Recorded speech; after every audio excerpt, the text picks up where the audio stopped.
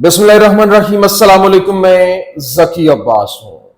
नाज़रीन, आज 1 जून है, इतवार का दिन है और अभी फलस्तीन जंग खत्म नहीं हुई कि मशरिक वुस्ता के अंदर, मिडिल ईस्ट के अंदर नई जंगों का आगाज होने जा रहा है। क्यों? क्योंकि एक तरफ तो ईरान और अमेरिका जो न्यूक्लियर डील को लेकर मुज़ाकरात चल रहे हैं, जिसमें अमेरिका की जानिब से यह कहा गया कि वो फाइनल डिसीजन की तरफ पहुंचते हुए दिखाई दे रहे हैं और ये मुज़ाकरात कामयाब होते दिखाई दे रहे हैं। लेकिन अचानक से एक खबर ने पूरे के पूरे मंजरनामे को तब्दील करके रख दिया है, क्योंकि अमेरिका की ईरान के साथ जो डील है वो हो ये रही है कि ईरान एटम बॉम्ब नहीं बनाएगा। लेकिन आलमी इदारे जो IAEA है, उसकी जानिब से एक तहलका-खेज रिपोर्ट जारी की गई है, जिसमें उसने बाकायदा तौर पर बताया है कि इस वक्त ईरान जो है वो 10 एटम बॉम्ब बनाने के करीब है। बिल्कुल इस हवाले से उसने बाकायदा तौर पर तैयारी को लेकर जो फाइनल जो फेस है उसके अंदर दाखिल होने की खबर दे दी है, जिसने पूरी दुनिया के अंदर एक दफा भौचाल खड़ा कर दिया है। और इस वक्त क्योंकि IAEA ऐसा इदारा है जो कि पूरी दुनिया में किसी भी मुल्क के अंदर इंस्पेक्शन करने की हैसियत रखता है, और जिस तरह से यूनाइटेड नेशन है वो एक पूरी दुनिया उसको तस्लीम भी करती है। हां, अगर नहीं करता तो वो इसराइल नहीं करता, क्योंकि वो किसी रूल ऑफ लॉ को नहीं करता। अब जनाब वाला उसकी जानिब से जो इंस्पेक्शन की गई है, उसने एक तहलका-खेज रिपोर्ट जारी की, जिसने पूरी दुनिया को हिला के रख दिया है, खलबली मचा के रख दिया। एक तरफ अमेरिका जो है, क्योंकि ईरान के साथ जो 2018 में भी अमेरिका की डील हुई थी और बाकायदा तौर पर ईरान को न्यूक्लियर पावर बनने से रोकने के लिए वो मुज़ाकरात हुए, वहां पे जो है वो ये एक रिपोर्ट उस वक्त भी जारी करवाई गई थी और नेतन्याहू ने सारी की सारी ये गेम की थी। और करने के बाद ईरान के साथ जो अमेरिका की डील हुई थी उसमें से उसको निकाल लिया था और उसने कहा था कि ये एटम बॉम्ब बना रहा है, हमारे जासूस वहां पर रैकी कर रहे हैं। और रैकी करते हुए उन्होंने वहां से सारे का सारा डेटा लिया। उसने प्रेस कॉन्फ्रेंस करते हुए बताया कि ये देखें, ये एटम बॉम्ब जो है वो खुफिया तौर पर बनाने के बिल्कुल करीब है, जिसमें डोनाल्ड ट्रंप जो था उसने वहां से जो यकतरफा यूनिलैटरल उसने डिसीजन लिया और बाकायदा वो दस्तबरदार हो गया उस डील से। लेकिन अब दोबारा से ये सबोताज करने के लिए किसी भी हद तक जाने की कोशिश करें। और यहां पर यह भी खबर सामने आ रही कि नेतन्याहू की जानिब से अगले 48 घंटे बड़े इंपॉर्टेंट बताए जा रहे हैं कि वो किसी वक्त भी ईरान के ऊपर हमला जो है वो कर सकता है, और वो यूरोप और फिर साथ ही साथ अमेरिका को भी प्रेशराइज कर रहा है कि वो ईरान के ऊपर हमला करें। ये क्या मामला है, ये बड़ी अहम तीन स्टोरी है, ये आपके सामने रखनी। और फिर ट्रंप की जानिब से यूं कह लीजिए कि एक तरफ तो मुज़ाकराती दौर चल रहा है, लेकिन साथ ही साथ उसने एक और जो खेल खेला, उसने पूरे के पूरा सिनेरियो बदल के रख दिया। उसने बाकायदा मिडिल ईस्ट के ऊपर बम गिराने के हवाले से जो एक धमकी है, जो यूं कह ले कि ऐलान कर दिया है। हालांकि यहां से वो इतना पैसा, डॉलर्स, अरबों डॉलर्स लेके गया। उसने कहा कि अगर ऐसा होता तो यहां पर जो है वो डील हमारी नहीं होती मेच्योर, तो हम इनके ऊपर बम गिराएंगे मिडिल ईस्ट में। उसने ईरान की बात नहीं की, उसने मिडिल ईस्ट का नाम लिया। लेकिन ये क्या मामला है, ये तमाम तो डिटेल्स बड़ी अहम है, वन बाय वन आपके सामने रखते हैं। अच्छा, लेकिन सबसे पहले तो मैं आपको बता दूं, देखिए इस वक्त जिस तरीके से जो इस वक्त नेतन्याहू है वो एक्टिव हुआ बैठा है, और पहले भी 2018 में भी उसने उस डील को सबोताज किया था। अब एक बार फिर से उस डील को, क्योंकि 2 दिन पहले की बात है, वो ये कह रहे, ये तक खबरें आ रही थी कि ईरान के साथ मुज़ाकरात जो है वो फाइनल फेज में दाखिल हो चुके हैं और वो किसी डील की तरफ बढ़ रहे हैं। हालांकि यहां तक कहा गया कि ईरान को जो ईरान के अरबों डॉलर्स फ्रीज हैं वो इनको वापस मिल सकते हैं। लेकिन यहां पर जो अब वो डील के साथ साथ ये भी खबरें सामने आ रही थी कि नेतन्याहू किसी भी वक्त ईरान के ऊपर हमला कर सकता है, चाहे वो अमेरिका डील करे या ना करे। डील मेच्योर होती है ये नहीं होती, लेकिन वो हमला करेगा, क्योंकि वो उनकी जो न्यूक्लियर साइट्स है उनको हिट करने जा रहा है। अब खबर क्या है? खबर जनाब वाला ये है कि जो रॉयटर्स की जानिब से रिपोर्ट किया गया, IAEA क्योंकि यूरोपियन इदारा है और ये इंस्पेक्शन करता है, उसने क्लेम किया, IAEA claims Iran has undeclared nuclear activity. मतलब उसने ना बताते हुए, मतलब वो डिक्लेयर्ड नहीं है लेकिन वो एक्टिविटी कर रहा है। और फिर उसने क्या, साथ ही साथ उसने ये भी बताया कि Iran has accelerated its production of 60% enriched uranium and its cooperation in less than satisfactory।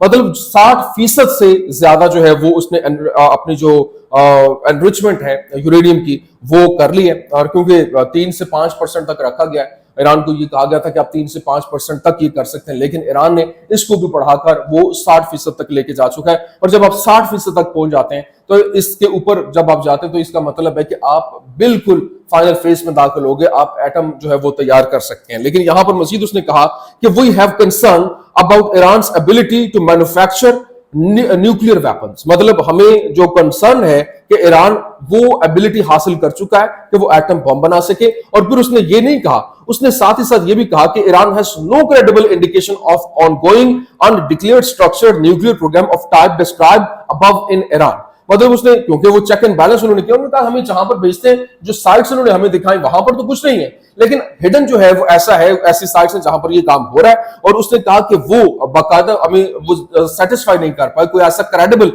जो आंसर नहीं दे पाए जिससे हमें पता चले कि यार नहीं ऐसा कुछ नहीं हो रहा, लेकिन हाँ ये बना रहे हैं। और फिर उसने ये भी कहा कि वो 10 एटम बम बनाने की सलाहियत रखता है। आप अंदाजा करें, आइए ये report seen by Reuters, Iran stock of uranium enriched to up to 60% purity estimated to have grown by 133.8 kg to 406.6 kg। मतलब अब जो एनरिच्ड ईरान के पास जो यूरेनियम है, पहले उनके पास 133 किलोग्राम था, मतलब 133.8 किलोग्राम, मतलब 134 ग्राम, लेकिन अब वो उन्होंने एनरिचमेंट को बढ़ाते हुए वो 408.6 किलोग्राम तक ले गए। और अब वो इससे आगे क्या कह रहा है, वो ये कह रहा है कि ये जो इस वक्त सिचुएशन है वो बहुत खतरनाक, और इसी को देखते हुए अगर ये ईरान एटम बॉम्ब बनाने की तरफ जाता है तो ये 10 एटम बॉम्ब इससे बना सकता है।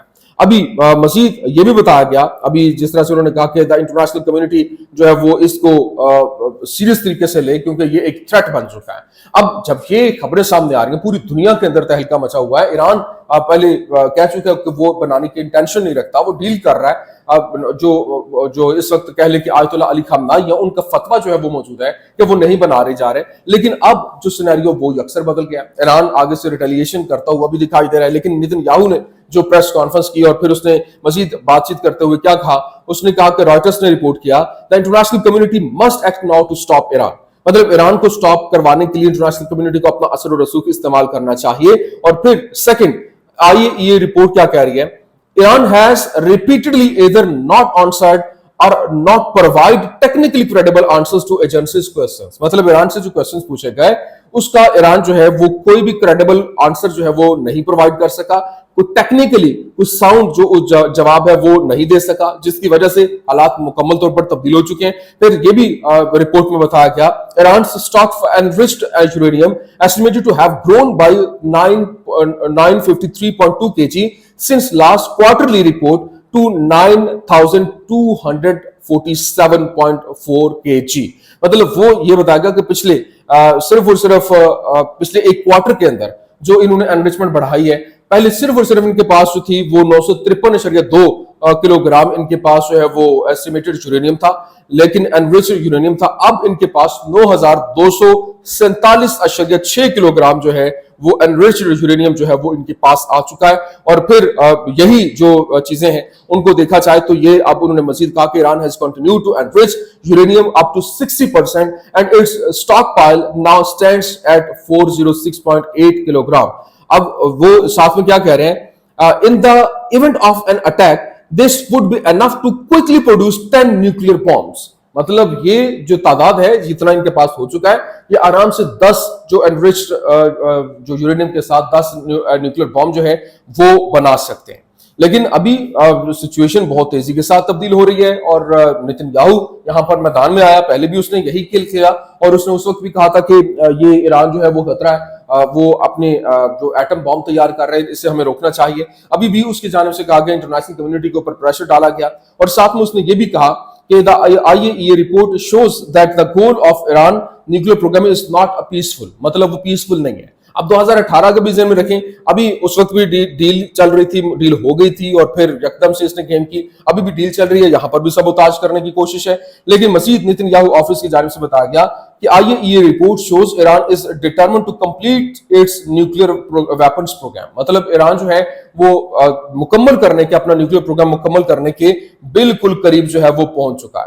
लेकिन अभी जो इस वक्त इंपॉर्टेंट चीज है, ईरान की जानिब से बड़ा दो टोक जवाब दिया गया। ईरान ने कहा कि अगर हमारे ऊपर हमला होता है, और ये कहा जा रहा है कि अगले 48 घंटों के अंदर ईरान के ऊपर हमला हो सकता है, अब इसको लेकर बाकायदा तौर पर ईरान की जानिब से वार्न किया गया और जो उसने कहा कि अगर हमारे ऊपर हमला होता है तो इसका उसी तरह से जवाब दिया जाएगा। देखिए एक चीज तो तय है, अगर ईरान ने कहा कि पहले हमने तैयार नहीं कर रहे, वो दो टोक कह रहे हैं, लेकिन अगर इस तरह का प्रेशर जो है वो बनाया जाता है तो हम तैयार भी करेंगे, एस्केलेशन को लेके भी जाएंगे, और हमला जो है वो अगर हमारे ऊपर हमला होता है तो उसको उसी तरह से जवाब दिया जाएगा जिस तरह से Iran warns E3 against politicising IAEA report exclusive. मतलब जो ईरान है उसकी जानिब से वार्न किया गया, जो E3 जो कंट्रीज हैं जिसमें फ्रांस है, इंग्लैंड है और जर्मनी है, इनको कहा गया कि ये सारे का सारा खेल है और इनको रोकना जो है वो बड़ा जरूरी है। वो उसने कहा कि ये एक झूठा प्रोपेगेंडा कर रहे हैं, झूठी रिपोर्ट जो है वो बनाई जा रही है, और साथ ही साथ क्योंकि ये हमारे ऊपर हमले की तैयारी है, Iranian sources claimed that Iranian responses to E3 pressure on IAEA on politicized Iran file are well mired and technical. But if E3 moved to use snapback mechanism, this would change everything as Iran policy regarding nuclear program would change entirely.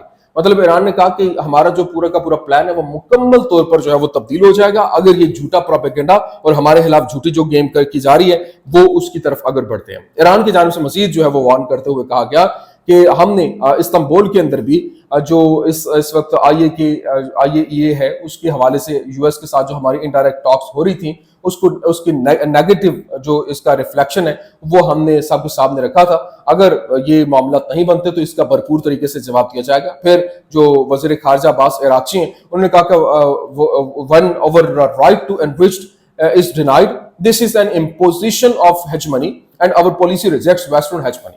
उन्होंने कहा कि ये हम यहाँ पर जो western hegemony है उसको नहीं आने देंगे, हम उसको यहाँ पर रिजेक्ट करते हैं और हमारी अपनी हेजमनी होगी, हमें कोई यहाँ पे डिक्टेट नहीं कर सकता है। फिर लेकिन यहाँ जब ये सारे का सारा मामला बना है तो ईरान की जानिब से जो ये स्टेटमेंट सामने आई, IAEA के जो रिपोर्ट सामने आई, उसके बाद ट्रंप जो है वो मैदान में आया। ट्रंप ने कहा कि it would be great if we could reach a deal with Iran without dropping bombs all over the Middle East. मतलब हम ये नहीं चाहते कि ईरान के साथ हमारी डील ना हो, क्योंकि अगर डील नहीं होती तो फिर जो है वो मिडिल ईस्ट जो है वो बमबारी की जद में होगा और उसके ऊपर जो है वो ये मामला बन सकते हैं। और उन्होंने कहा कि हम मिडिल ईस्ट के ऊपर बम गिराए बगैर जो है ईरान के साथ डील तक पहुंचना चाहते हैं।